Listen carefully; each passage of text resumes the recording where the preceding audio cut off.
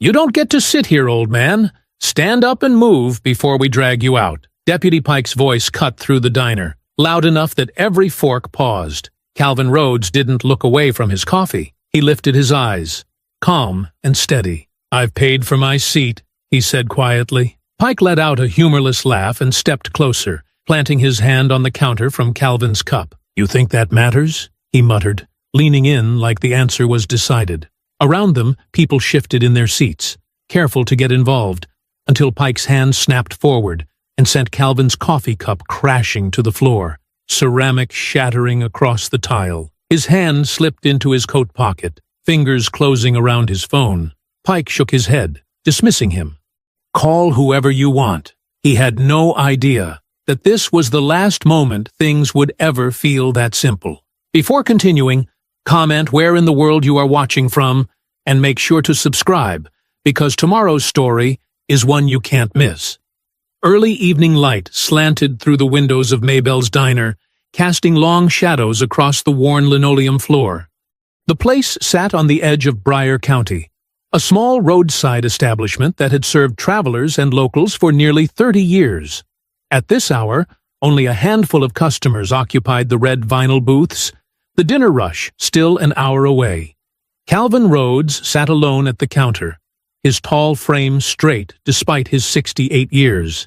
His brown coat was pressed and neat, much like the man himself.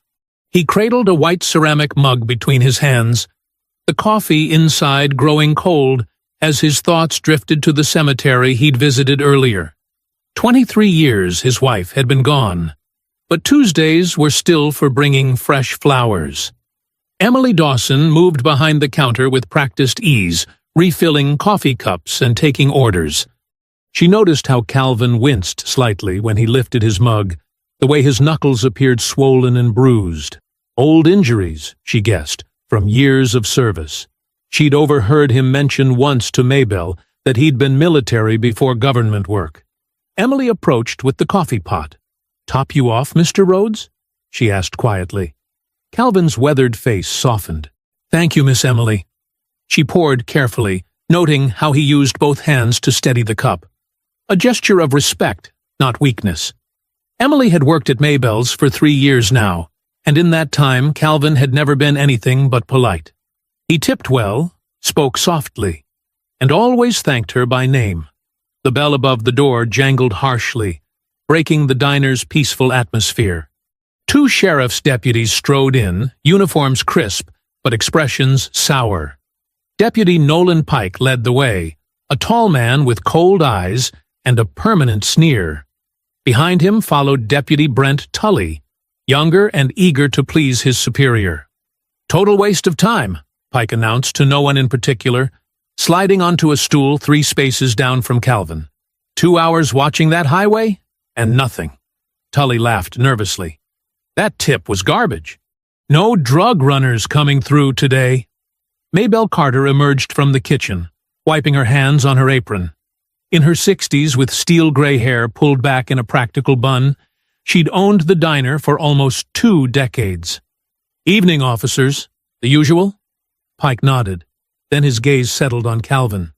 Something in his expression shifted, hardened. He nudged Tully and jerked his chin toward Calvin.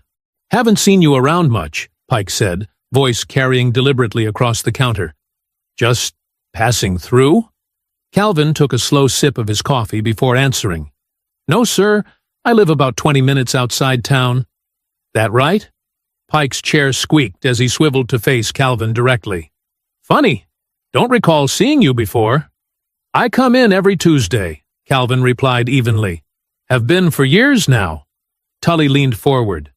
"What brings you all the way out to the edge of the county? Seems like a long drive just for coffee." Calvin's eyes remained steady, dignified. "I visit my wife's grave. Then I stop here." Emily moved to place menus in front of the deputies, trying to redirect their attention. "Today's special is meatloaf with—" "Not now." Pike cut her off without looking at her. His focus remained locked on Calvin. "How long you been sitting here, anyway?" "About 30 minutes, Calvin replied.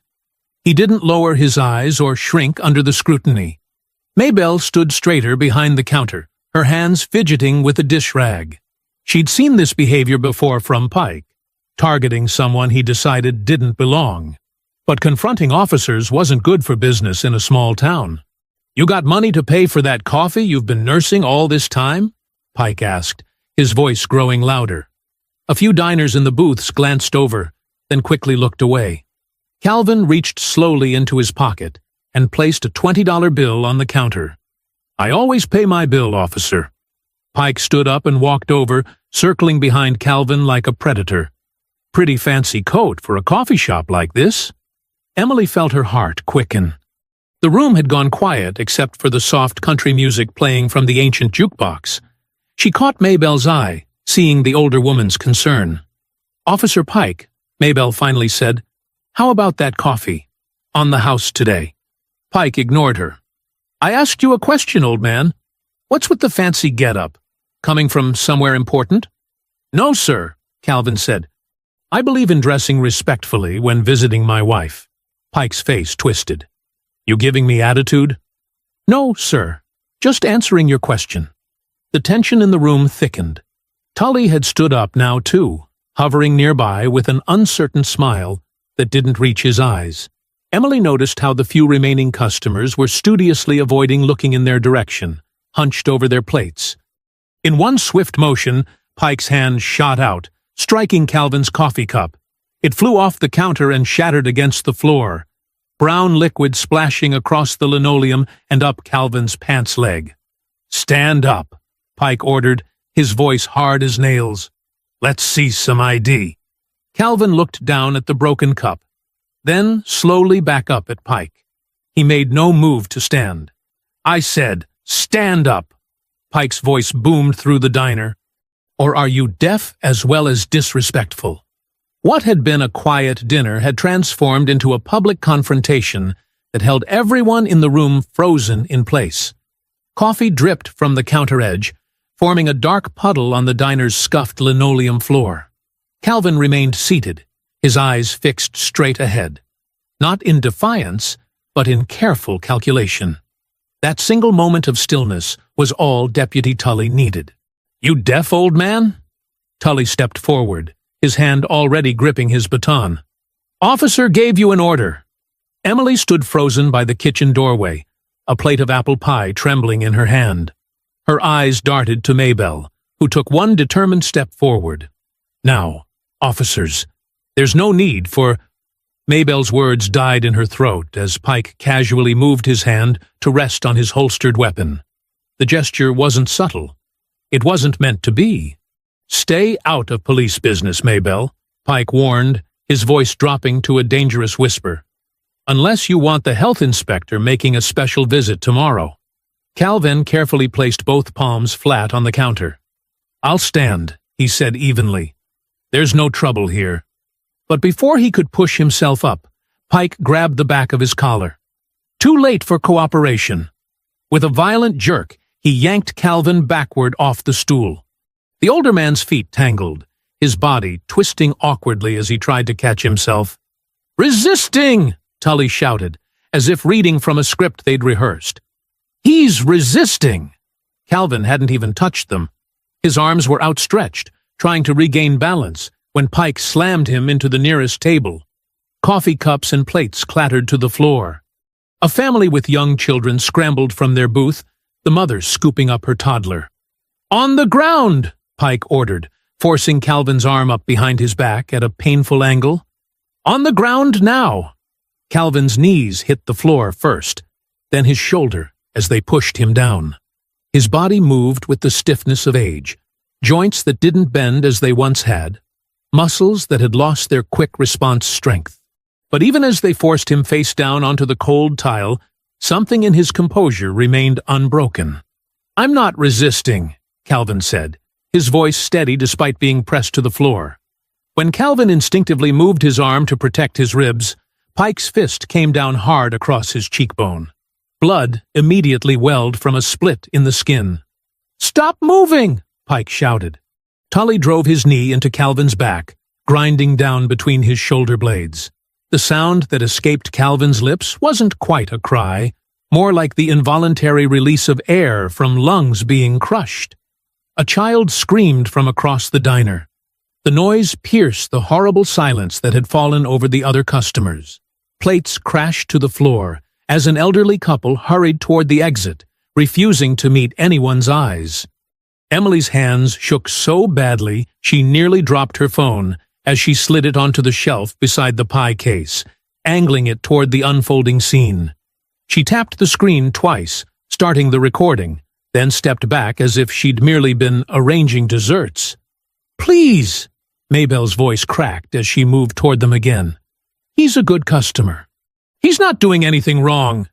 Pike looked up at her, his face flushed with exertion and something darker, something that looked too much like enjoyment. "One more word, and I'll shut this dump down for code violations so fast your head will spin. You serving food with those dirty rags?" Maybelle's mouth snapped shut, her face pale with fear and rage. On the floor, Calvin's breathing had become labored, each inhale a shallow struggle. Blood trickled from his split cheek onto the white tile. His glasses lay broken a few feet away, one lens cracked clean through. Still, his eyes remained clear, focused. "My coat," he whispered, his voice barely audible over Tully's continued shouting. "My coat pocket, please!" Emily noticed his brown coat had fallen half under a nearby stool during the scuffle. With Pike and Tully focused on securing handcuffs that bit cruelly into Calvin's wrists, she edged toward it. "Don't you dare," Pike snapped, catching her movement. But Calvin had managed to stretch one hand, still cuffed, toward his fallen coat. His fingers trembled with the effort, yet there was purpose in every movement. Somehow, despite the knee in his back and the blood on his face, he reached the pocket and extracted his phone. With remarkable steadiness, Calvin pressed one button, then another. The call connected instantly. "It's Rhodes," he said softly into the phone. "Briar County, Maybelle's diner. Nothing more, nothing less." Pike's face contorted with rage. He lunged forward, ripping the phone from Calvin's hand. "Who the hell you think you're calling?" Pike growled, staring at the screen before the call disconnected. "Your lawyer? Think that'll scare me?" Calvin said nothing, but the look in his eyes had changed. Not defeated, not afraid, just certain, as if he'd completed exactly what needed to be done. Pike held Calvin's phone high like a trophy, his face twisted in a sneer. The screen still glowed with the ended call as he examined it. Blood trickled from Calvin's temple onto the diner's white tile floor, forming a small puddle that grew with each passing second. The old man remained still, hands now cuffed behind his back, his breathing shallow but controlled. "Look at this, Tully," Pike laughed, waving the phone. "No password. Old people, I swear. From old people, I swear." From behind the register, Emily kept her phone recording, her heart hammering so hard she feared the officers might hear it. She'd angled it perfectly, capturing everything while appearing to simply stand frozen in fear. Her fingers gripped the edge of the counter until her knuckles turned white. Tully nudged Calvin's wooden cane with his boot, then kicked it across the floor where it clattered against the wall. "Who exactly did you think you were calling, old-timer? The president?" He barked out a laugh. "Your grandson? Your bingo buddies?" Before Pike had ripped the phone away, Calvin's voice had been steady, measured. Not the desperate plea of a man being assaulted, but the precise report of someone used to being heard. "This is Calvin Rhodes. It's happening now." That was all he'd managed before Pike ended the call.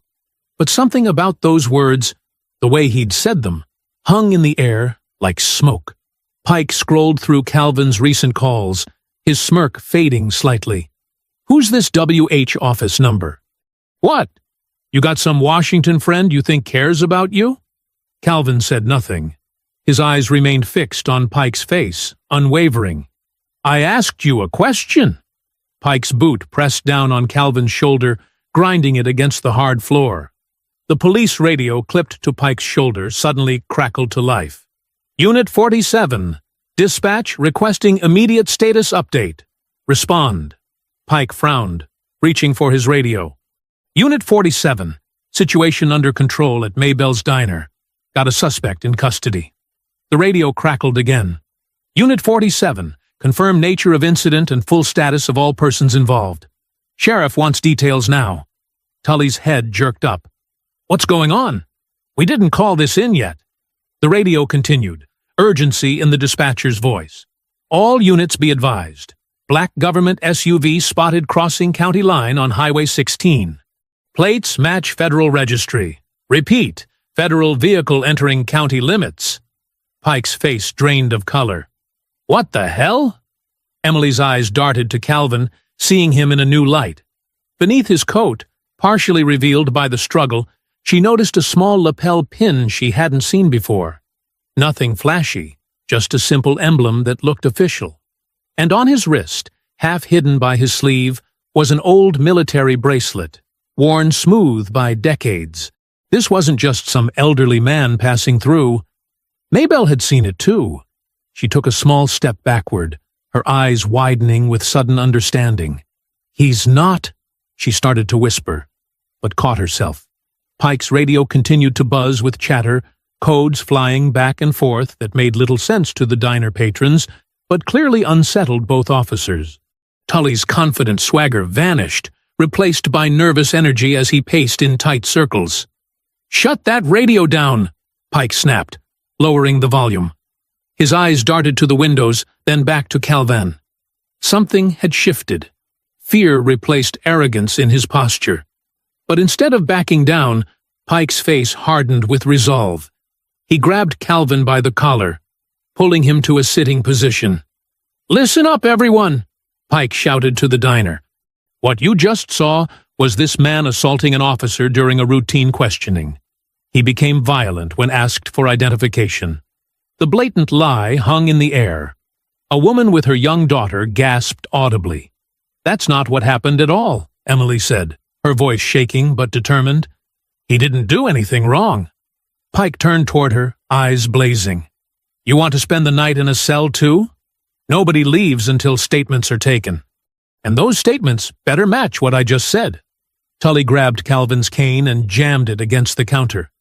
"Nobody saw nothing, understand? This old man attacked officers of the law, and we responded with appropriate force." Pike hauled Calvin to his feet with unnecessary roughness.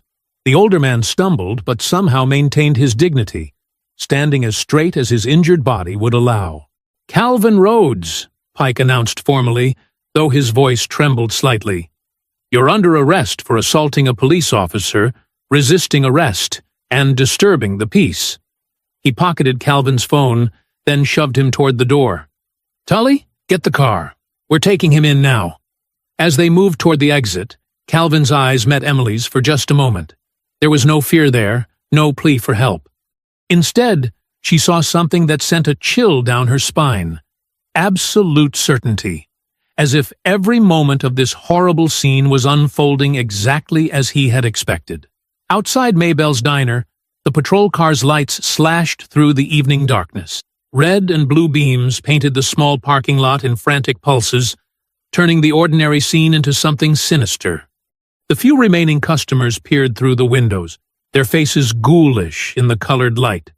Deputy Pike shoved Calvin against the side of the patrol car.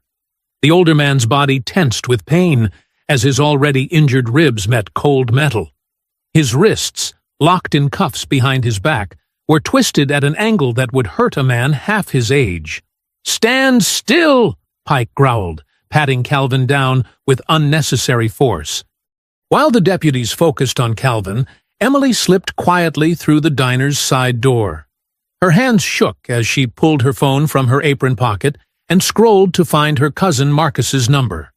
The video she'd recorded showed everything: the unprovoked attack, Calvin's dignity, the officer's cruelty. 3 taps later, it was sent with a simple message. "Save this. Police brutality at the diner. They're arresting him now." She tucked the phone back into her pocket and hurried around to the front of the building, slipping inside before anyone noticed she'd been gone. Pike glanced toward the diner windows, suddenly aware of how many eyes were watching. Too many witnesses. Too many people who'd seen what really happened. "Tully, Pike ordered. "Get in there and grab the security recorder." "Now!" Tully nodded and jogged back into the diner, the door banging behind him. Inside, Maybelle stood with her arms crossed, her earlier fear replaced by simmering anger.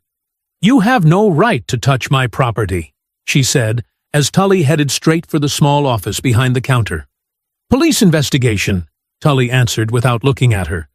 He ducked into the cramped space where a small security system recorded footage from 4 cameras throughout the diner. Maybelle followed him, her voice rising. "You need a warrant for that." "We don't need anything," Tully snapped, yanking cords from the back of the small recorder. "This is evidence in an assault on officers." Emily had just stepped back inside, trying to look like she'd never left. She watched helplessly as Tully disconnected the system and stuffed the small hard drive into his pocket.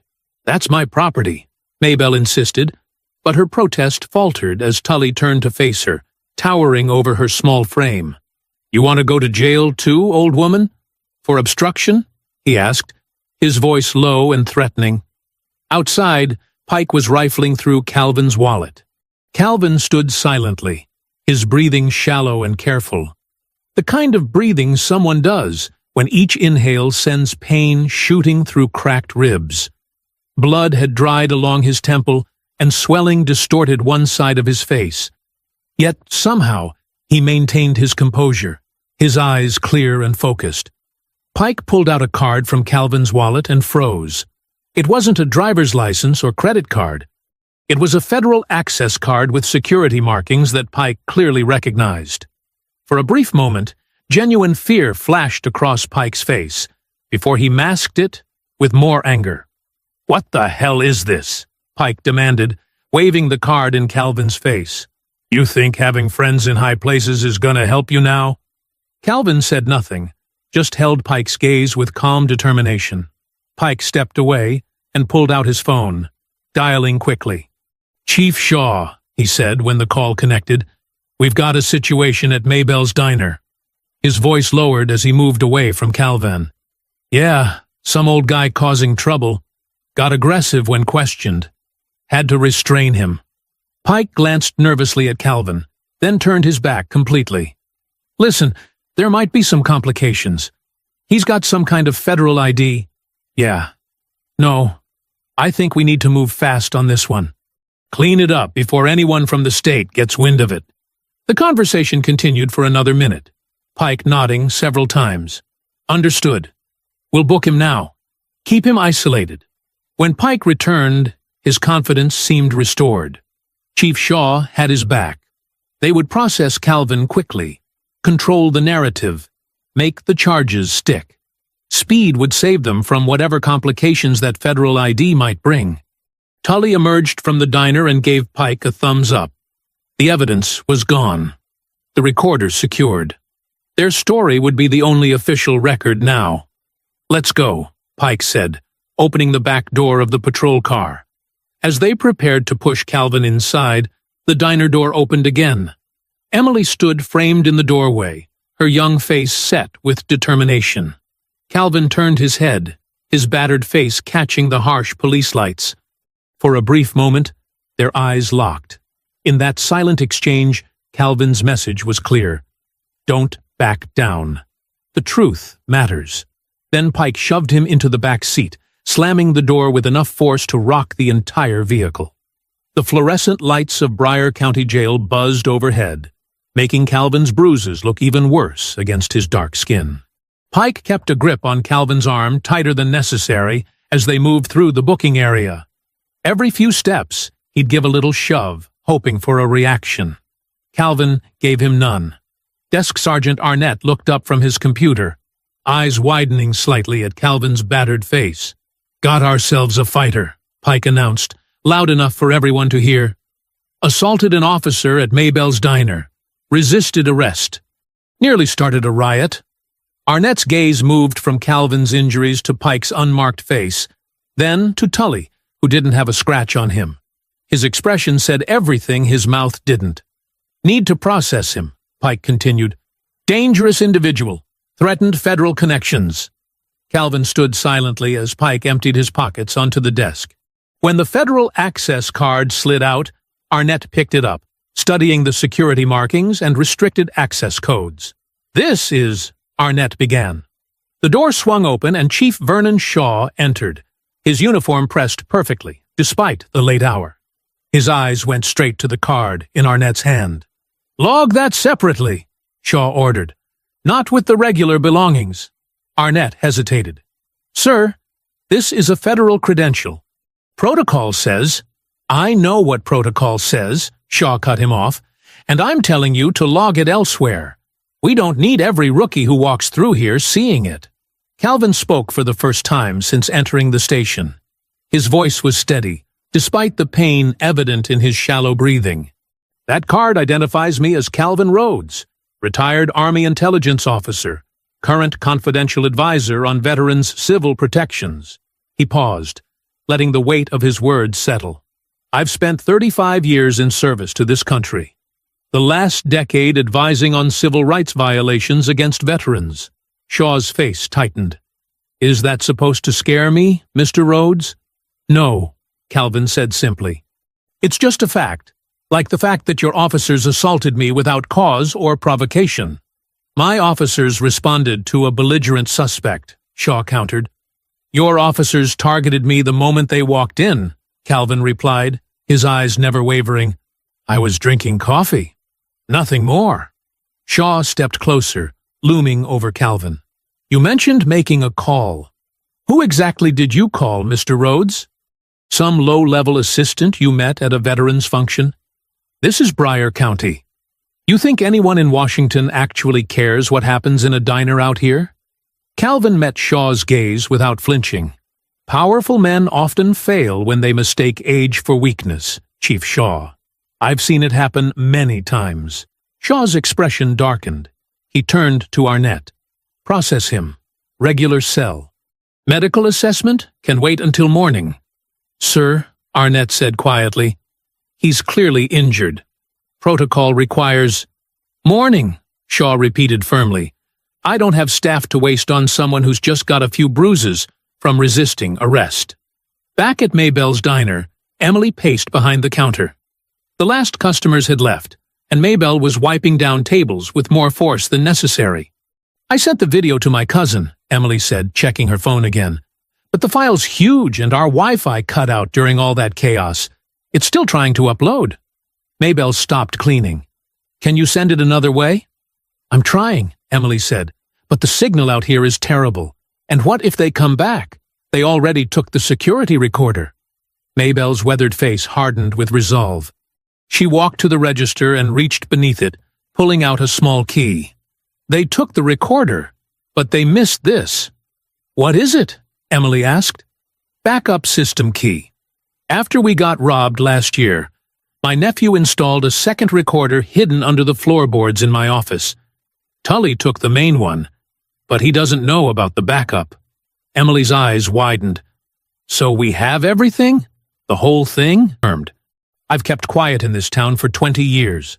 Looked the other way when Pike and his buddies threw their weight around. Not anymore." She closed the key in Emily's palm. "That man stood his ground with dignity while they beat him bloody. I'm standing with him." Emily's phone buzzed. A text message from her cousin. "Video file corrupted during upload. Send again?" "This isn't working," Emily whispered. "Easy now," Maybelle said automatically, then smiled. "But I understand the feeling. We'll get this right, honey.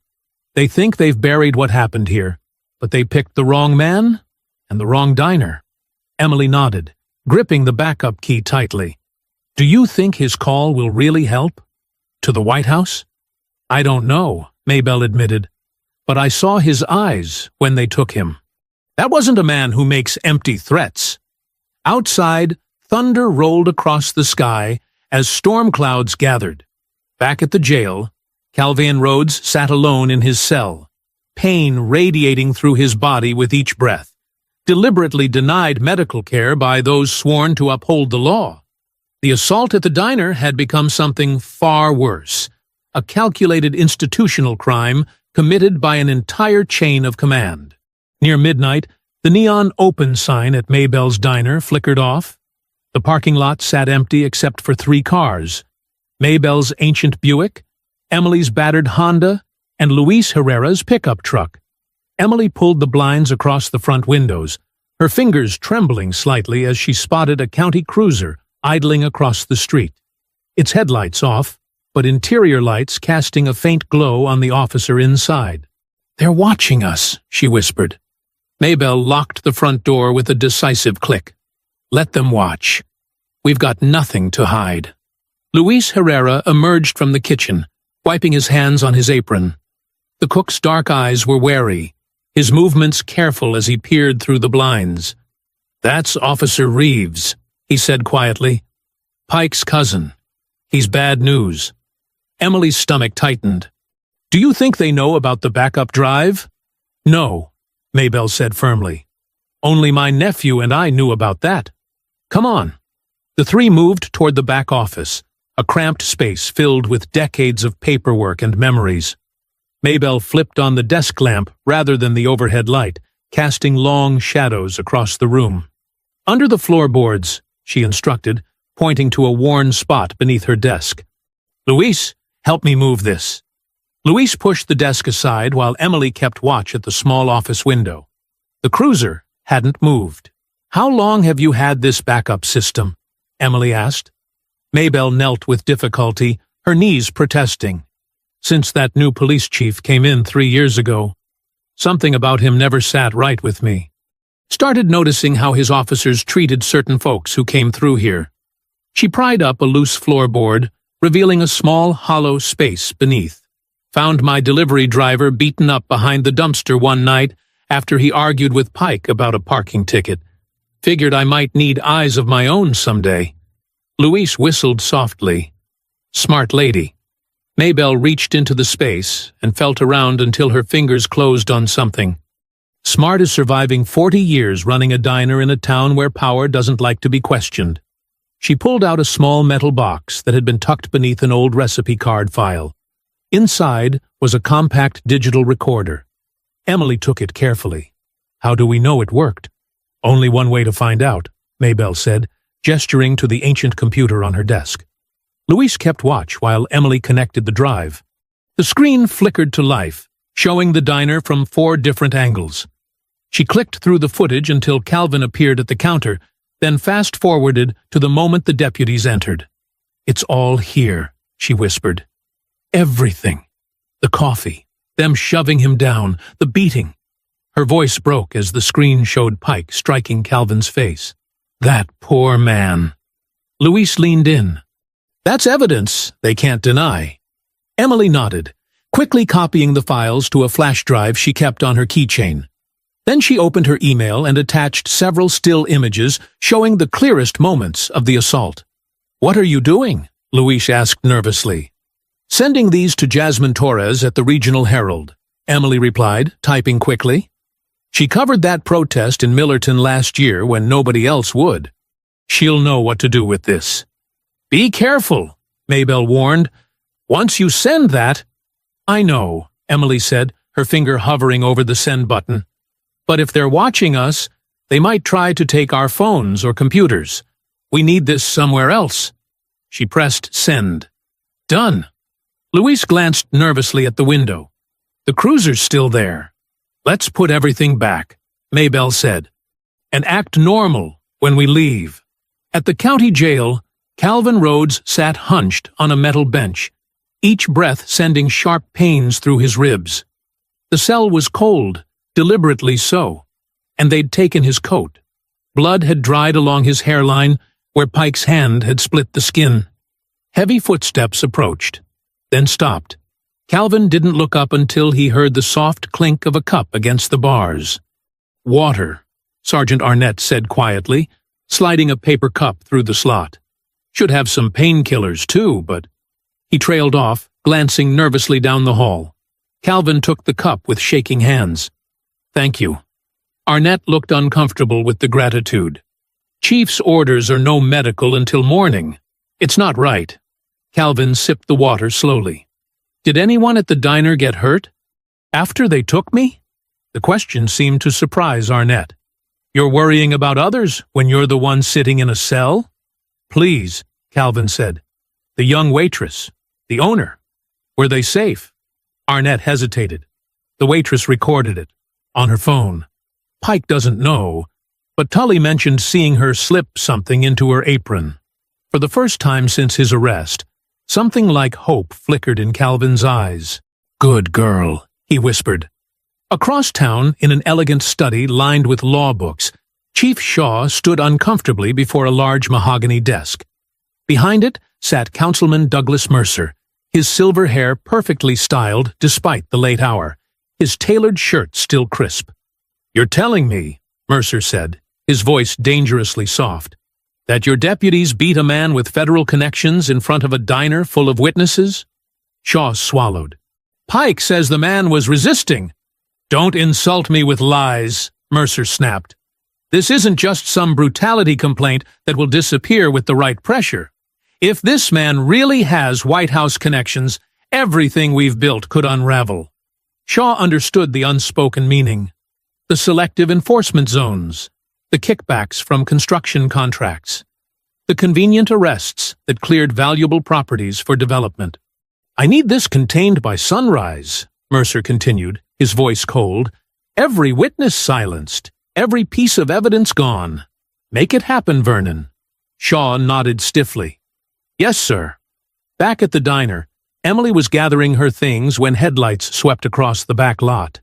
They all froze as a county maintenance truck pulled up behind the building. That's not regular maintenance, Louise whispered, peering through the blinds. That's Hoffman. Works directly for the county commissioner. Emily clutched the flash drive in her pocket. They're not waiting until morning. They've come to erase everything. The metallic scrape near the dumpster cut through the silence. Emily's heart jumped to her throat. She instinctively reached for the light switch, plunging the small office into darkness. Maybelle and Louise moved beside her at the window, their shoulders touching as they peered through the blinds. Two men in city maintenance jackets approached the electrical box mounted on the diner's exterior wall. Their movements were too deliberate, too confident for midnight repair work. That's not right, Louise whispered. Maintenance never comes after dark. Emily squinted through the blinds. One man carried a toolbox, the other a bulky duffel bag. The fluorescent security light above the back door cast harsh shadows across their faces. Louise sucked in a breath. That's Johnny Farwell. He's not maintenance.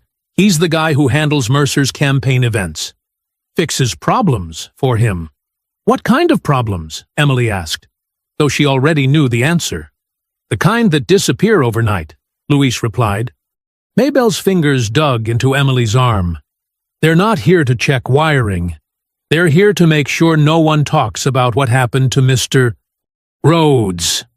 The man Louise had identified as Farwell pried open the electrical panel, while the second man moved toward the rear entrance with the duffel. Emily felt her throat tighten. They're going to destroy everything. The flash drive, Maybelle whispered urgently. We need to get it out of here, now. Emily slipped off her left shoe and tucked the flash drive deep inside, beneath the insole. She put the shoe back on, wincing at how it pressed against her foot. Better uncomfortable than discovered.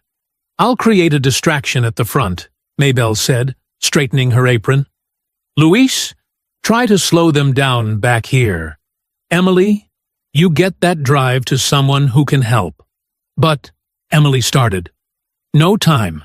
Maybelle cut her off. Go out through the side door by the storage closet. It's the only one without a light over it. Maybelle moved toward the front of the diner, her steps surprisingly steady for a woman her age confronting danger. Louise grabbed the fire extinguisher from the wall. 3 minutes, he told Emily. Then run. Emily nodded and crouched behind the counter. From her position, she could see Farwell cutting into the security camera wires, methodically severing their connection to the backup system they didn't know was already emptied. The second man unzipped his duffel. The sharp smell of gasoline hit Emily's nostrils even from across the room. Her stomach lurched as he pulled out a plastic container and began pouring liquid along the back wall, focusing on the storage area where documents were kept. The bell above the front door jangled as Maybelle threw it open. "What in God's name are you doing to my diner?" Maybelle's voice boomed through the building. The distraction worked. Both men turned toward the front, the second hastily capping his container. Emily seized her chance. She scrambled on hands and knees toward the side door, pushed it open just enough to slip through, and eased it closed behind her. Outside, the night air felt electric against her skin. She darted between parked cars, keeping low. Behind her, she heard Maybelle's voice rising in righteous anger. "I pay my taxes. I want to see a work order. You have no right to be on my property." Emily reached her car and fumbled for her keys. Relief flooded through her as she unlocked the door, then immediately evaporated when she rounded to the driver's side. Both rear tires were slashed, clean cuts that couldn't be anything but deliberate. "No, no, no," she whispered, spinning around to scan the parking lot. Whoever had done this might still be watching. Inside the diner, a sharp cry rang out, followed by the distinctive sound of the fire extinguisher. Luis was fighting the flames. Emily had no time to waste. She had to get the footage out. Decision made, she took off running across the dark parking lot toward Main Street. The all-night pharmacy was 3 blocks away. It had public Wi-Fi and people around, safety and witnesses. Her lungs burned as she ran, the flash drive uncomfortable in her shoe. This wasn't just about 2 violent cops anymore. The slashed tires, the attempted arson. This was organized, methodical. People with power were trying to bury what happened to Calvin Rhodes. They weren't cleaning up after a mistake. They were protecting something bigger, a system, a machine that had been running smoothly until Calvin Rhodes exposed its gears. Emily pushed herself harder, ignoring the stitch in her side. The pharmacy's bright lights beckoned in the distance. Cars occasionally passed, but she avoided the streetlights, sticking to shadows. Finally, breathless and sweating, she reached the pharmacy parking lot. She ducked into the store, nodding to the tired-looking cashier, and headed straight for the corner seating area near the pharmacy counter. Her fingers trembled as she pulled out her phone and retrieved the flash drive from her shoe. She plugged it in, connected to the Wi-Fi, and pulled up her email. She found the contact information for Dana Mercer, the investigative reporter known for breaking corruption stories at the regional paper. No relation to Councilman Douglas Mercer, and all the better for it. Dana had built her reputation on exposing exactly the kind of people trying to silence Calvin Rhodes tonight. Emily attached the video clip, added a brief explanation of what she'd witnessed, and hit send. The progress bar crawled across her screen, painfully slow. Come on," she whispered, glancing nervously at the door. Finally, the message showed, "Delivered." Around 3 a.m., Calvin sat hunched in his cell, shirt stained with dark patches of dried blood. Every breath came shallow and painful, his ribs protesting each time his chest expanded. The fluorescent lights buzzed overhead, casting harsh shadows across the concrete floor. He hadn't slept, couldn't sleep, not just because of the pain, but because he knew what was happening beyond these walls. Across town, Emily huddled in her locked car outside the pharmacy, the engine off but keys ready in the ignition. She refreshed her phone screen for the 20th time, searching for any response from Dana Mercer. The parking lot was nearly empty at this hour, just an overnight pharmacist's car and a delivery truck. Every set of headlights that passed made her slouch lower in her seat. "Come on," she whispered to her phone. "Please answer." Back at the jail, Sergeant Arnett glanced at the wall clock, then down the empty corridor. The night shift was skeleton crew, just him and a rookie processing paperwork in the back office. Chief Shaw had left strict instructions. No calls, no visitors, no medical attention for the man in cell 3. Arnett had spent 23 years behind this desk. He'd looked the other way plenty of times before. But the federal ID, the calm dignity in Rhodes's eyes, this felt different. Wrong in ways he couldn't ignore. He made his decision. "Rhodes," Arnett said quietly, unlocking the cell door. "Come with me, quick and quiet." Calvin looked up, surprised but not showing it much. He rose slowly, one arm pressed against his ribcage. "Phone call," Arnett explained, leading him to the front desk. "5 minutes. That's all I can give you." Calvin nodded. "Thank you." Arnett pushed the desk phone toward him. "Make it count." Calvin's stiff fingers dialed a number from memory. Not 911? Not a lawyer. Something more direct. After 3 rings, a sharp voice answered. "White House Operations. This is Marcus Reed." "Marcus? It's Calvin Rhodes." The voice on the other end changed instantly. "Calvin? Jesus, it's 3 in the morning. What's... I need to report an incident." Calvin's voice was steady despite the pain. "Broward County Sheriff's Department, Deputies Nolan Pike and Brent Tully. Physical assault at Maybell's Diner on Route 16. Police Chief Vernon Shaw is blocking medical attention and documentation. Are you injured? Facial lacerations, probable fractured ribs. Denied treatment for approximately 7 hours now. No dramatics. No emotional appeals. Just facts delivered with military precision. Location of detention? Broward County Jail. Arraignment likely being expedited to prevent medical examination." Calvin paused, then added the crucial piece. "Marcus, they're moving too fast. Destroying evidence. Intimidating witnesses. This isn't just covering for 2 violent deputies. They're protecting something larger." Marcus's typing could be heard through the phone. "I'm alerting federal monitors now.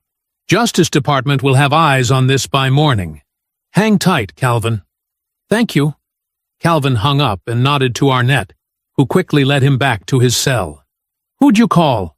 Arnett asked. "Someone who remembers what the law is supposed to mean," Calvin replied.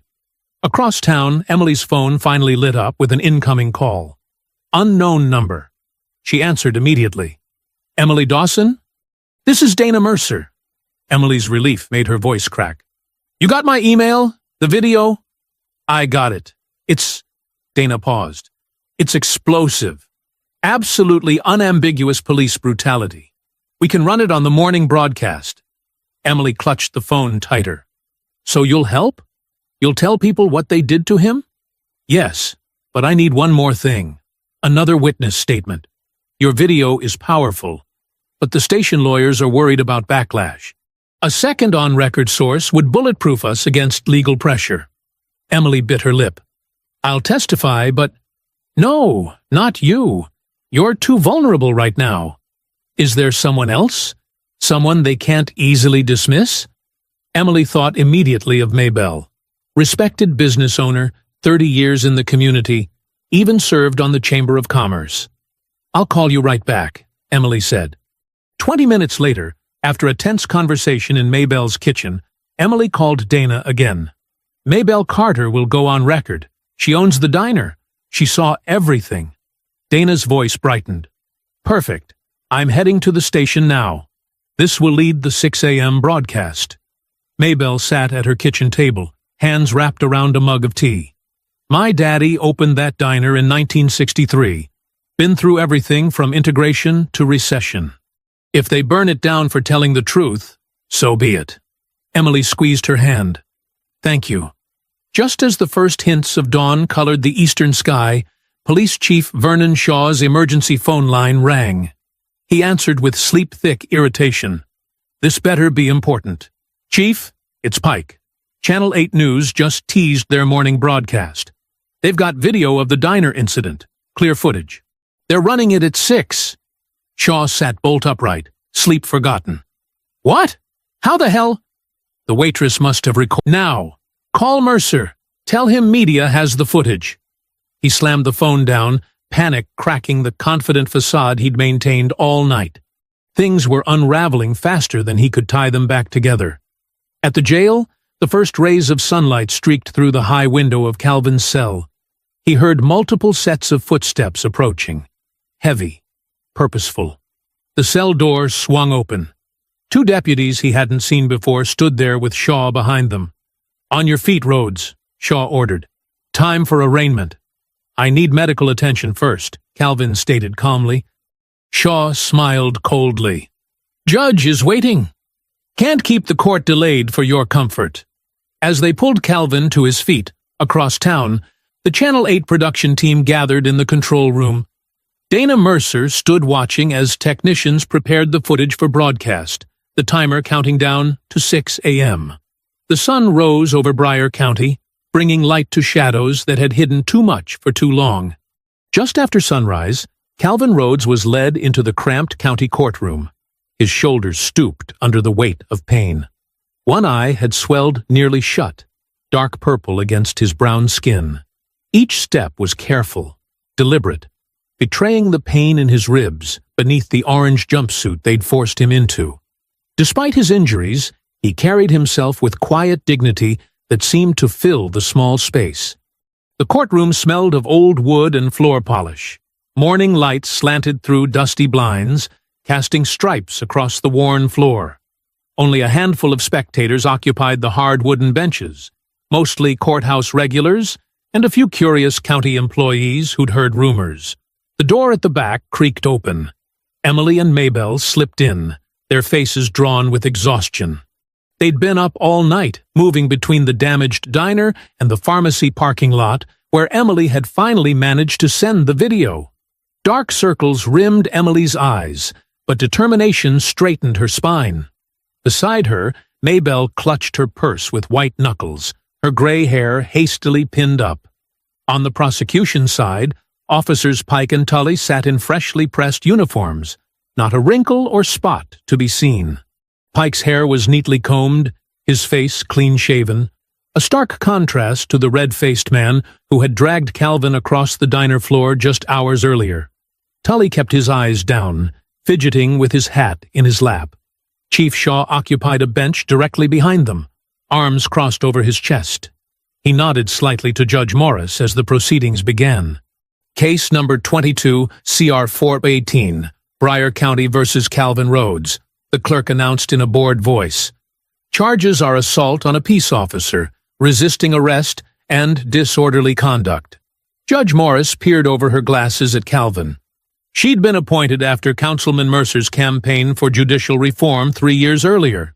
Everyone in the courthouse knew whose calls she took first. "How does the defendant plead?" she asked. Calvin's public defender, a young man with a rumpled suit and too many files, answered, "Not guilty, Your Honor." Pike stepped forward to testify, his voice steady and practiced. The suspect became hostile when we questioned him about loitering.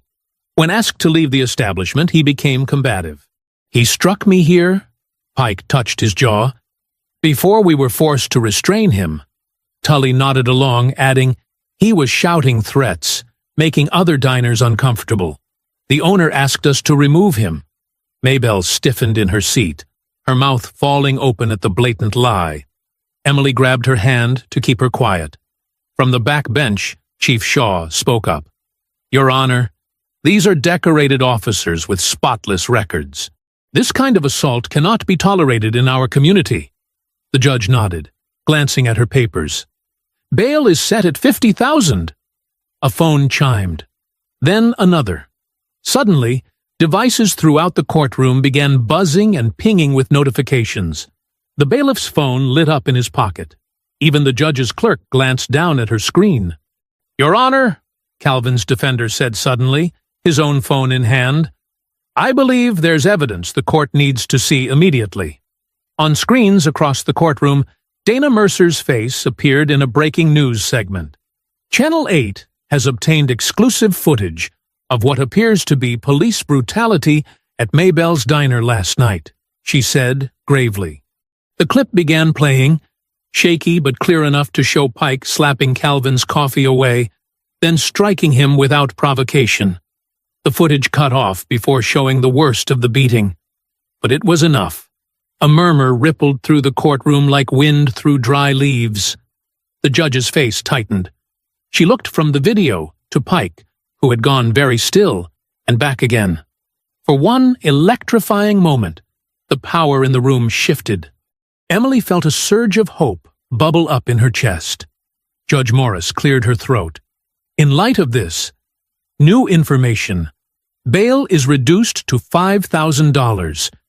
The defendant is to be released for immediate medical treatment. Shaw's face darkened. Pike's jaw worked silently. chewing on words he couldn't say. The gavel came down. Court adjourned until full review. Outside the courthouse steps, as Calvin was helped toward a waiting ambulance, a sleek black car pulled up. Councilman Douglas Mercer emerged, straightening his tie. News vans were already gathering, reporters sensing blood in the water.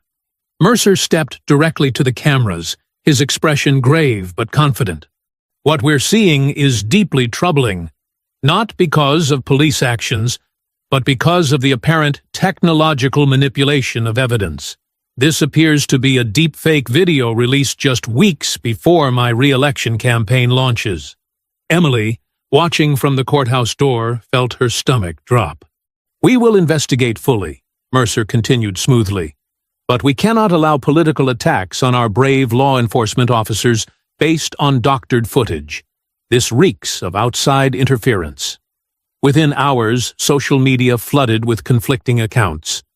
New witnesses emerged, claiming Calvin had been drunk, aggressive. Local news channels friendly to Mercer began questioning the video's authenticity. The truth had surfaced, but the machine grinding against it was stronger than anyone expected. As paramedics helped Calvin into the ambulance, Pike stood watching from the courthouse steps, his face a mask of controlled fury. He leaned close to Tully, whispering between clenched teeth, "This isn't over. Not by a long shot. We finish what we started. Dr." Naomi Bell snapped off her gloves and stepped back from the examination table where Calvin Rhodes sat. Her face was a careful mask of professionalism, but her eyes burned with contained anger. 3 cracked ribs on the left side. Facial contusions with significant swelling around the orbital socket. Internal bruising consistent with repeated blunt force trauma. Possible hairline fracture of the right wrist. She spoke clearly, documenting each injury in her tablet while a nurse photographed the injuries. Calvin winced as he slowly pulled his hospital gown back into place. Every movement sent fresh waves of pain radiating through his torso. Emily and Maybelle sat in plastic chairs against the wall, their faces drawn with worry and exhaustion. "This wasn't a scuffle," Dr. Bell continued, looking Calvin in the eye. "This was a sustained assault. The pattern of injury shows defensive wounds. You were protecting yourself, not attacking." Calvin nodded slightly. "I appreciate your thoroughness, Doctor. I've treated injuries from police encounters before," Dr. Bell said quietly. "But this," she shook her head, "this goes beyond excessive force." Through the hospital room's window, they could see reporters gathering in the parking lot below. The story was growing. Dana Mercer's broadcast had sparked interest from larger stations. Emily leaned forward in her chair. "How long will he need to stay?" "At least overnight for observation," Dr. Bell answered. "Those rib injuries concern me. At his age, we need to monitor for respiratory complications." The door opened, and a tall black man in a crisp suit entered. He carried a leather briefcase and moved with purpose. "Mr. Rhodes, I'm Adrian Wells, civil rights attorney." He extended his hand carefully to avoid causing Calvin more pain. "I've reviewed the preliminary evidence and would like to offer my services immediately." "No payment required up front." Calvin studied the man's face. "You work fast, Mr. Wells." "Police brutality cases demand speed," Wells replied. "Evidence has a way of vanishing when departments feel threatened." Maybelle stood up. "That's already happening. Someone tried to burn part of my diner last night." Wells nodded grimly. "More reason we need to document everything now." For a brief moment, the room hummed with cautious hope. The video was spreading. A skilled attorney had arrived. Calvin was receiving proper medical care and documentation. It felt like momentum was building toward justice. That feeling lasted exactly 7 minutes. A heavy knock rattled the door, and a man in an ill-fitting gray suit entered, flanked by a uniformed deputy. He flashed a county investigator badge. "Calvin Rhodes, I'm Investigator Harris. I have a warrant to search your belongings and question you regarding a classified security breach." Wells stepped forward. "My client, has just been treated for serious injuries. Any questioning will happen with me present, and only after he's medically cleared." Harris smiled thinly. "This isn't about his incident at the diner. This concerns national security. A classified file from Mr. Rhodes's advisory work has gone missing. We have reason to believe he may have compromised sensitive information." Calvin's face remained impassive, but his eyes hardened. "That's a lie." "Is it?" Harris produced a folder. "We have a sworn statement from a White House security officer indicating possible document mishandling during your last advisory visit." Wells took the warrant, examining it carefully. "This is conveniently timed, and signed by Judge Morris, the same judge from this morning's hearing." Outside in the hallway, Emily's phone buzzed. She glanced down to see a notification. Her video had been removed for copyright violation from 3 different platforms. She showed it to Maybelle, whose face drained of color. The hospital room door burst open again. Luis stumbled in, breathing hard. "They're coming for me. Someone said I violated probation from that old parking ticket thing." 2 deputies appeared behind him, grabbing his arms. "Luis Herrera, you're under arrest for violation of probation." "This is witness intimidation," Maybelle shouted, moving toward them. One deputy placed his hand on his holster. "Ma'am, step back now." "I'm not changing my story," Luis called as they dragged him away. "I saw what they did." Maybelle trembled, suddenly looking older and very afraid. The easy confidence of the diner owner had evaporated. She sank back into her chair. On the television mounted in the corner of the room, Councilman Mercer appeared at a press conference, looking solemn. The edited video being circulated does not show the full context. Officer Pike and Officer Tully have been reassigned to administrative duties while we conduct a thorough and transparent investigation. Wells muted the TV. "Administrative duties, not suspended, not on leave. They're free to keep intimidating witnesses," Emily whispered. Calvin eased himself higher on the bed, grimacing through pain. "This was never just about 2 violent deputies," he said quietly. "Pike and Tully are symptoms. The disease is deeper. Politicians protecting dirty cops because my survival threatens their careers." Dr. Bell checked Calvin's vitals again, concern etched on her face. "Your blood pressure is rising. You need rest." "What he needs is protection," Wells said, pulling out his phone. "I'm calling in some federal connections of my own." Before he could dial, the door opened once more. 2 county deputies entered, different from the ones who'd taken Luis. "Mr. Rhodes," the taller one said, producing a document, "we have a revised arrest order. You'll be remanded to county custody immediately." The hospital room buzzed with tension as one deputy secured Calvin's wrist to the metal bedrail. The cuff clicked shut with a finality that made Emily flinch. His other hand remained free, but only because of the IV line pumping fluids into his battered body. "This is completely unnecessary," Dr. Bell protested, her white coat fluttering as she moved between the deputies and her patient. "Mr. Rhodes is in no condition to be transported. He has 3 cracked ribs, facial fractures, and possible internal bleeding we're still monitoring." The deputy shrugged. "Orders are orders, ma'am. He's considered a flight risk." Calvin, still dressed in the thin hospital gown that did nothing to hide the dark bruises spreading across his arms, met the deputy's eyes with quiet dignity. "Hard to flee when you can barely stand," he said, his voice low but steady. Outside the window, news vans clustered at the hospital entrance. Reporters held microphones aloft, catching only glimpses of the scene unfolding on the 3rd floor. The story was spreading, but so were the lies.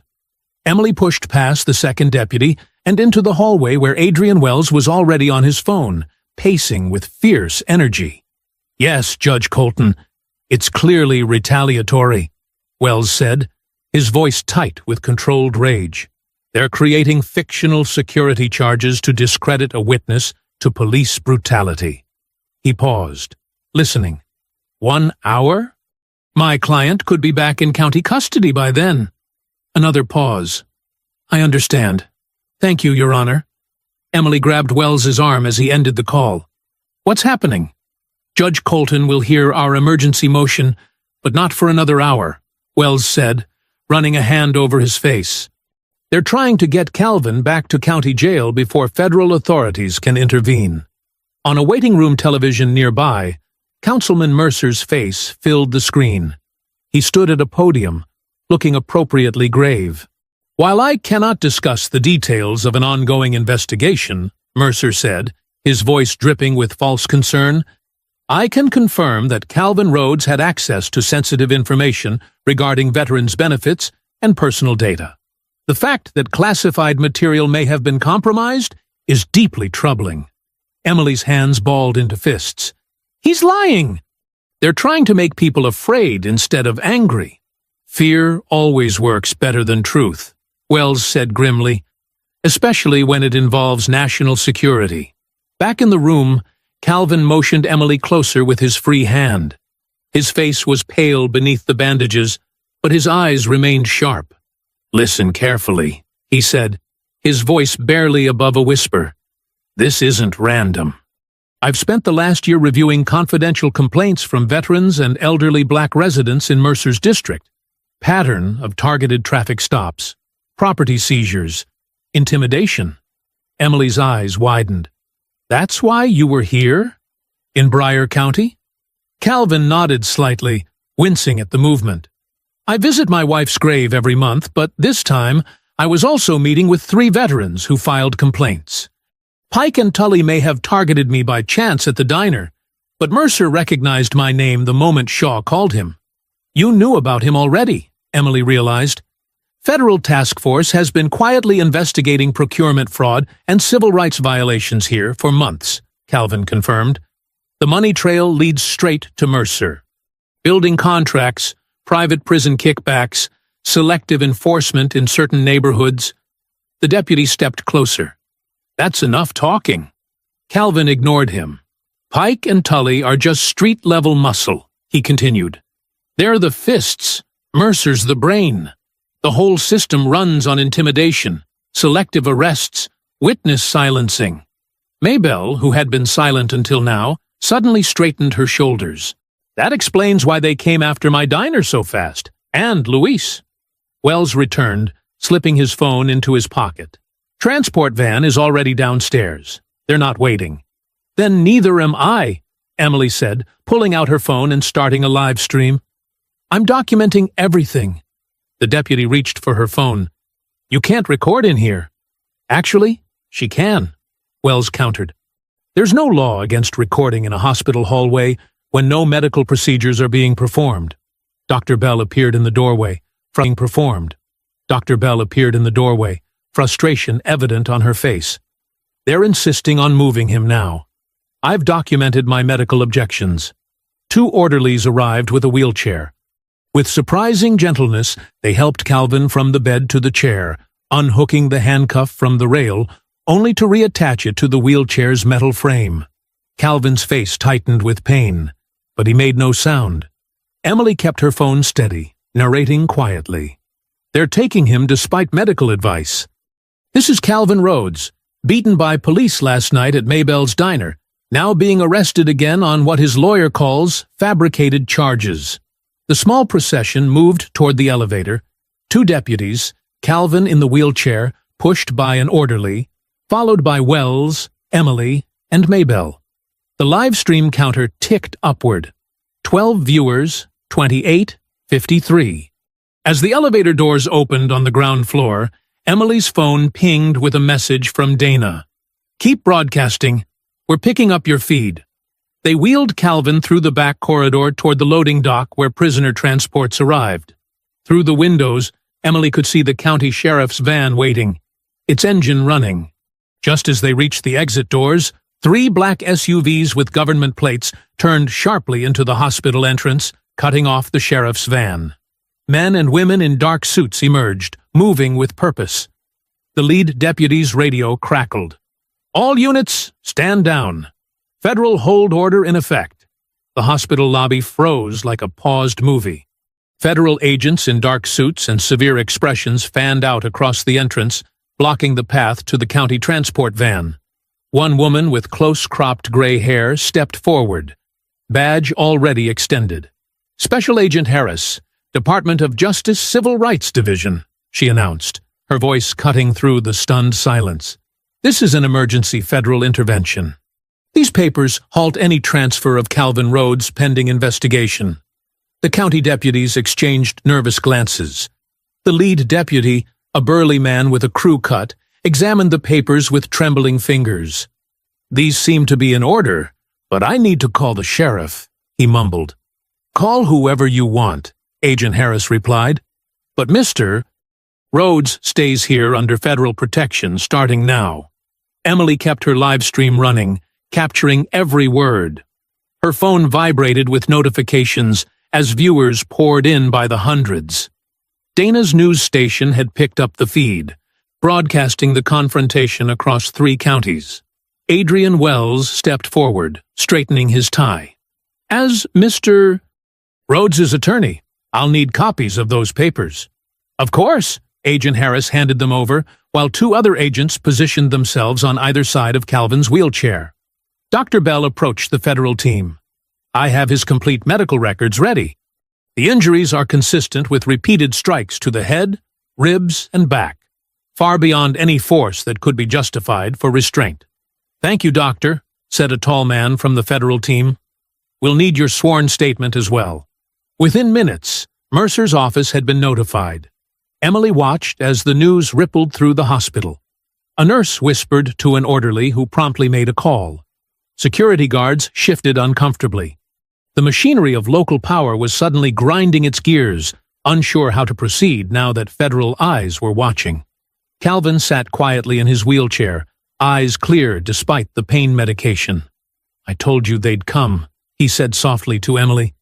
"The system bends toward justice eventually, if you push hard enough." Agent Harris knelt beside Calvin. "Mr. Rhodes, we're setting up a secure room upstairs where you can recover under federal protection. Your testimony will be critical." Calvin nodded. "I've been keeping notes since the first complaint landed on my desk 6 months ago." As the federal team prepared to move Calvin back upstairs, the hospital doors burst open. Sergeant Arnett entered, looking haggard and nervous. He carried a manila envelope clutched tightly against his chest. "I need to speak with whoever's in charge," he said, eyes darting around the lobby. When Agent Harris identified herself, Arnett lowered his voice. "I brought the real booking log. Chief Shaw ordered it replaced this morning, but I kept the original." Adrian accepted the envelope, quickly scanning its contents. "This shows Shaw explicitly ordered medical care denied despite documented injuries," he said, voice tight with controlled anger. "That's deliberate indifference to medical needs, a clear constitutional violation." Emily touched Arnett's arm. "Why are you doing this?" The sergeant looked down. "Been watching too long, telling myself it wasn't my problem.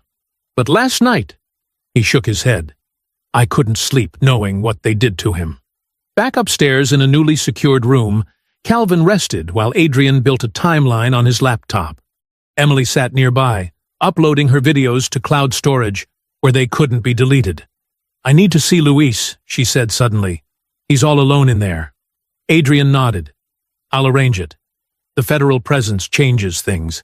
The county can't block attorney visits now." 2 hours later, Emily sat across from Luis in the county jail visitor room. His face was tired, his shoulders slumped. "They keep saying I'll get 5 years if I don't change my story," Luis whispered.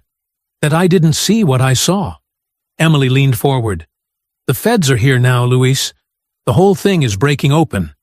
Was it the same man you saw behind the diner? The one from Mercer's campaign?" Luis nodded slowly. "Marco Delgado. Works security for Mercer's events, but he does the dirty work too. I recognized him right away." "We need you to hold on just a little longer," Emily said, reaching across to touch his hand. Dana's news team found payment records. Mercer's campaign paid shell companies that got county contracts. The same companies hired Pike and Tully for private security. "It's all connected," Luis said, understanding dawning on his face. Always was, Emily replied. By evening, Dana's special report aired across the state. It laid bare the skeleton of corruption, staged aggressive policing in certain neighborhoods, contracts steered to donors, officers paid to intimidate political opponents. Calvin's beating wasn't random. It was the system working as designed, until it targeted someone who could fight back. Mercer appeared on camera, denying everything with practiced outrage. These are baseless accusations. I've called a town hall tomorrow night to address these ridiculous claims directly with my constituents. When Emily returned to the hospital, she found Calvin sitting up, watching the same broadcast. He's cornered, Calvin observed. That town hall is his last chance to spin this his way. You need to rest, Emily urged. Let the feds handle him. Calvin shook his head. I'll be there tomorrow night. Adrian looked up from his notes. That's not advisable. Your injuries. I'll be there, Calvin repeated firmly. Cowards grow bold when victims stay hidden. I need to look him in the eye while he lies. Emily understood then why Calvin had survived decades in intelligence work. His quiet strength wasn't passive. It was purposeful. He knew exactly when to stand and be counted. Then we'll all go, she said. Every witness, every victim. Calvin smiled slightly, wincing at the pull on his split lip. Tomorrow night, then. Let's see how brave Councilman Mercer is when he has to face the people he's been stepping on. The Bryan County Civic Hall buzzed with tension as hundreds packed the rows of folding chairs. News cameras lined the back wall. People stood 3 deep along the sides, their faces tight with anger or curiosity. Federal agents in plain clothes scattered throughout, their watchful eyes missing nothing. Councilman Douglas Mercer stood at the podium looking confident in his tailored navy suit, American flag pin gleaming on his lapel. His practiced smile never reached his eyes as he shuffled papers and tapped the microphone. Testing, 1, 2, he said, voice smooth as honey. Folks, thank you for coming out tonight. The double doors at the back of the hall swung open. A hush fell over the crowd. Calvin Rhodes entered, leaning heavily on a wooden cane. His face still bore the marks of brutality, the purple bruise spreading across his cheekbone, the butterfly bandages holding together the gash above his eye. He moved with the careful precision of a man whose ribs were wrapped tight beneath his button-down shirt. Emily Dawson walked beside him, her hand hovering near his elbow, ready to steady him if needed. Adrian Wells followed close behind, carrying a leather portfolio. The walk down the center aisle seemed endless. Every eye tracked Calvin's painful progress. Some people whispered. Others looked away, ashamed. Mercer's smile tightened. Ah, Mr. Rhodes has decided to join us. How theatrical. Calvin didn't acknowledge the barb. He simply continued his deliberate journey to the front row, where an empty seat waited. Each step was a small victory over pain. When Calvin finally sat down, Mercer cleared his throat and launched into his prepared speech. Good citizens of Bryan County, we face a crisis manufactured by outside agitators and political opportunists. Law enforcement is under attack. Our way of life is under attack. His voice rose with practiced emotion. What happened at Maybell's diner was unfortunate, but it's being exploited by those with an agenda. In the front row, Officers Pike and Tully sat straight-backed in their dress uniforms. Pike smirked when Mercer's eyes briefly met his. Mr. Rhodes resisted lawful commands from officers responding to reports of suspicious activity, Mercer continued. When officers attempted to secure the situation, he became combative. A murmur rippled through the crowd. Someone shouted, "That's a lie!" Mercer raised his hands. "Please, let's be civil. These officers put their lives on the line every day. They deserve the benefit of the doubt, not trial by social media." Adrian rose to his feet. "My client would like to address these false claims." Mercer's smile disappeared. "This isn't a courtroom, counselor." "No," Adrian replied. "It's worse. It's a public lynching of a man's character after your officers already tried to beat him to death." The room erupted. Mercer banged his gavel while his aide whispered urgently in his ear. Finally, he gestured to the microphone stand set up for audience questions. "Fine. Mr. Rhodes can have his say." Calvin stood with painful slowness. Emily helped him to the microphone. The room fell silent. "My name is Calvin Rhodes," he began, his voice steady despite the visible pain. 30 years Army intelligence, 20 years as a federal advisor on Veterans Affairs. He paused, drawing a careful breath around his broken ribs. "I was drinking coffee in a diner when these officers decided I didn't belong there." Pike shifted uncomfortably, as Calvin turned to face him directly. "Officer Pike struck me first, a blow to the face that fractured my orbital bone." Calvin touched the swollen area around his eye. "Officer Tully drove his knee into my back, cracking 3 ribs. His words were measured, clinical. They denied me medical care for 14 hours. Every breath still hurts." The silence in the room was complete. I didn't resist. I didn't fight. I asked for my rights and received this. Calvin gestured to his injured body. "Not because I committed any crime, but because men like these have been allowed to operate without consequence for too long." Mercer stepped forward. "That's your version, Mr. Rhodes. Officer Pike has stated you fell during lawful restraint." "I fell?" Calvin interrupted, his composure cracking for the first time. "Is that what you call being thrown to the floor and beaten while customers watched? Is that what you call having my head slammed into tile?" Pike stood up, face reddening. "You resisted arrest. You were—" "I was eating pie," Calvin said flatly.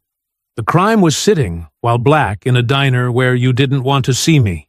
Emily stepped to the microphone next. "I was there. I saw everything." Her voice shook, but grew stronger with each word. "They attacked him without provocation.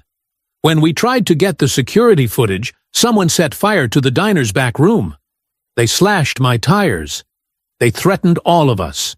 From the side entrance, 2 federal agents escorted Luis Herrera into the hall. Whispers erupted as he approached the microphone. "I saw Marco Delgado behind the diner that night," Luis stated clearly. "He works security for Councilman Mercer's campaigns. He was the one who cut the camera wires and started the fire." Mercer's face flushed dark red. "This is absurd. You can't believe this ex-con." "We found the payment records," Adrian cut in. "Shell companies that received county contracts paid both Pike and Tully for security services. Those same companies received campaign funds from your election committee." The crowd's murmurs grew louder. Mercer gripped the podium. "You're all being manipulated by this man," Mercer snarled, pointing at Calvin. "An old man desperate for importance, inventing conspiracy theories now that his time is past." The cruelty hung in the air.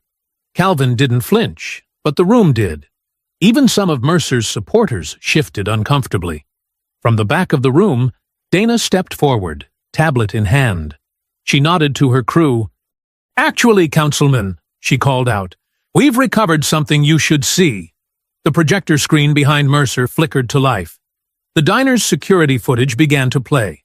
The projector illuminated the darkened hall with crystal-clear footage from Maybell's diner. Unlike the grainy, partial clip that had circulated earlier, this was the complete security backup. Sharp, unedited, and devastating in its clarity. The crowd watched in stunned silence as Pike approached Calvin at the counter. Every moment played out in brutal detail. Pike slapping Calvin's coffee away, Tully yanking the elderly man from his stool before he could even respond. Both officers forcing him to the ground, while Calvin's hands remained open, never forming fists. Gasps filled the room when Pike struck Calvin in the face. The camera captured Maybell's desperate pleas. "Please, stop! He's done nothing wrong!" The officers ignored her, their faces twisted with cruel satisfaction as they continued the assault. Then came the moment that made the entire hall go still. Pike leaned close to Calvin's bloodied face and sneered. No one important is coming for a man like you. No one that matters gives a care." The footage froze on Pike's contemptuous expression. Dana stepped forward into the silence. "This is the unedited security footage that someone tried to destroy. The timestamp matches Mr. Rhodes's statement exactly." Mercer stood frozen at the podium, his polished political mask completely shattered. He fumbled for words as the room temperature seemed to drop 10 degrees. This could be altered. We need proper verification." "Federal verification is already complete," a stern voice announced from the back. Two agents in dark suits moved through the parting crowd. The lead agent held up his credentials. Special Agent Marcus Townsend, Department of Justice Civil Rights Division. This investigation has been ongoing for 6 months. Adrian Wells rose to stand beside Calvin. "Your Honor," he addressed the county judge, who sat ashen-faced in the front row, "I present into public record the booking log that Sergeant Arnett preserved, showing Chief Shaw's direct order to deny Mr. Rhodes medical treatment for 14 hours. The judge took the document with trembling hands as Adrian continued. "I also submit, Dr. Naomi Bell's medical assessment documenting injuries consistent with excessive force and deliberate harm, not with falling during lawful restraint, as Officer Pike claimed." Dr. Bell stood from her seat. "The pattern of injuries could only have come from repeated, intentional strikes. Mr. Rhodes suffered 3 cracked ribs, facial fractures, and internal bruising that could have been fatal at his age." The second federal agent stepped forward, opening a folder. "We've uncovered financial records showing illegal payments to both officers through shell companies receiving county contracts. Those same companies received $250,000 in campaign funds from Councilman Mercer's election committee." Mercer lunged for the microphone. "This is a political witch hunt. You can't—" "We can, and we have," Agent Townsend interrupted. "2 state-level operatives from your donor network, James Whitman and Terrence Fowler, have already been named in sealed federal warrants. This corruption extends far beyond Bryan County." At the edge of the crowd, Chief Shaw edged toward a side exit. A uniformed state trooper stepped in front of the door, blocking his escape. "Going somewhere, Chief?" The crowd's attention swung back to the front when Pike suddenly lunged from his seat, face contorted with rage. "You did this!" he shouted, charging directly at Calvin. Tully moved a split second later, following his partner's lead as always. The crowd scattered in panic as the 2 officers rushed forward. Calvin didn't flinch. He stood his ground, leaning on his cane, eyes locked on the men who had brutalized him. Before they could reach him, federal agents and state troopers tackled both men to the ground. The takedown was swift and professional, a stark contrast to the violence Pike and Tully had inflicted on an innocent man. Handcuffs clicked loudly in the stunned silence.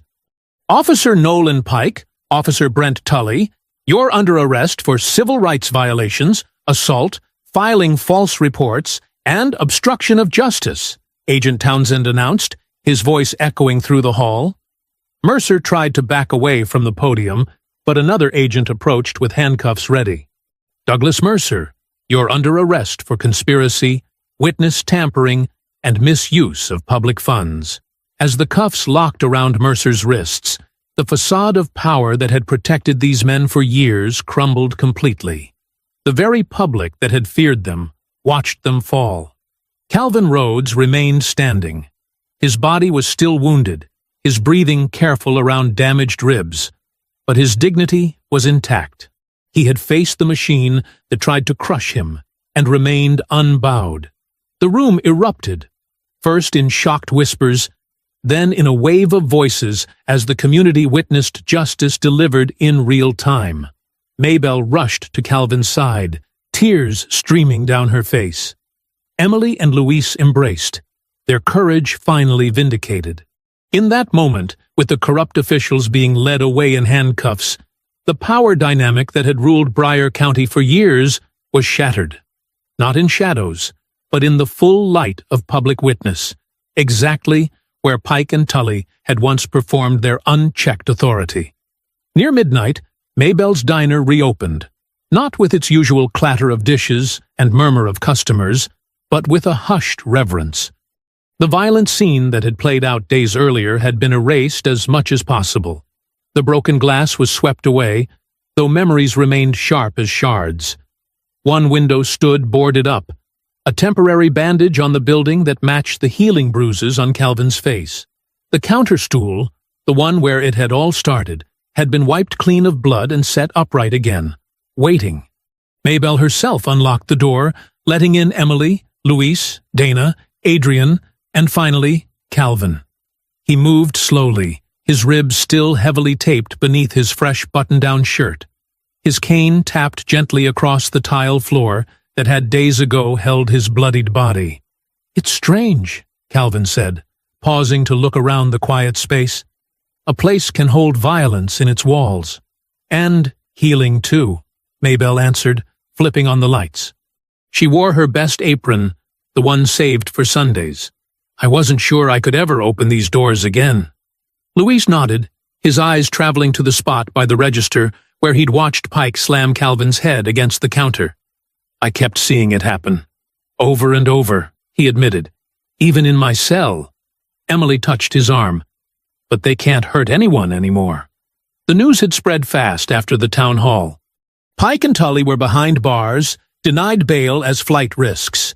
Their booking photos showed rage replaced by fear, the kind they had inflicted on others for years. Chief Shaw faced multiple federal counts after agents discovered a hidden drive with years of covered-up complaints against his department.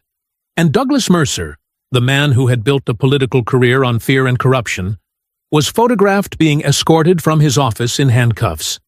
Dana set her notebook on the counter. "The governor is distancing himself from Mercer's entire network. 3 state officials resigned this afternoon. They're calling it the Bryer County Cleanup." "It's bigger than Bryer County," Calvin said quietly. "Always was." Adrian Wells nodded, loosening his tie. "The Justice Department is expanding the investigation to 3 neighboring counties. This wasn't isolated. They settled into a booth, Maybelle bringing coffee without being asked. Her hands trembled slightly, but not from fear this time, from relief. The weight of years of looking the other way, of survival through silence, had lifted from her shoulders. "I feel like I should apologize," she said to Calvin, "for not doing something sooner that night." Calvin shook his head. "You did what was right, when it counted most. We all have moments when fear wins. What matters is what comes after." Luis looked down at his hands. "When they came for me on that probation violation, I almost broke. Almost said whatever they wanted." "But you didn't," Emily reminded him. "You stood strong." The coffee steamed in their cups as Maybelle brought out a fresh pie. Not because anyone was hungry, but because breaking bread together was how communities had always healed wounds. Calvin's phone buzzed. He glanced at the screen and excused himself to take the call in the corner. The others watched as he listened intently, his posture straightening despite the pain it surely caused him. When he returned, his expression was solemn but determined. "That was Senator Gaines," he said. "They want me to head a special advisory committee on civil rights protections for elderly and veteran populations. Congressional hearings will start next month." Emily's eyes widened. "That's incredible, Calvin." He shook his head slightly. "It's necessary. What happened here happens everywhere, just not always with cameras rolling and witnesses brave enough to speak." He looked at Emily and Luis.